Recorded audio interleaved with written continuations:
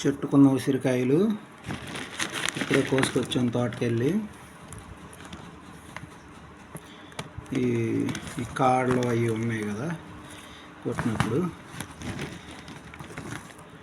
ఇవన్నీ క్లీన్ చేసుకొని నీట్గా కడిగి వాష్ చేసి ఒక పూట అలా ఆరబెడతారు. ఇదిగో ఈ కాడలు ఇలాంటివన్నీ తీసేసి, ఇది కాడలు అవి తీసేసి మంచిగా శుభ్రంగా వాష్ చేస్తారు, నీట్గా కడుగుతారు.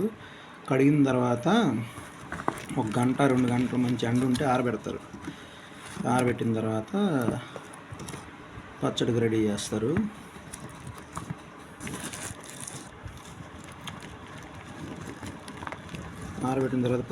చేస్తారు. అయితే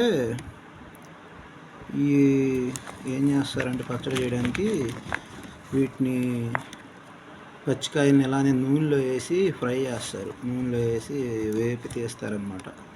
తీసేసి ఇంకా మిగతా అవన్నీ మామూలే, మన ఆవకాయ పచ్చడి కలుపుకోవడానికి ఎట్లాగైతే ఉప్పు, కారం, నూనె, ఆవుపిండి, మెంతిపిండి ఇలాంటివన్నీ కలుపుకుంటారో ఈ పచ్చడి కూడా అంతే చేస్తారనమాట. కాకపోతే దానికి ఉన్న తేడా ఏంటంటే వీటిని ముందుగానే నూనెలో ఫ్రై చేస్తారు. వేరే పచ్చళ్ళన్నీ మంచిగా మామూలుగానే పచ్చిగానే పట్టేసేస్తారు. వీటిని కాయలు కానీ నూనెలో వేసి ఫ్రై చేస్తారనమాట.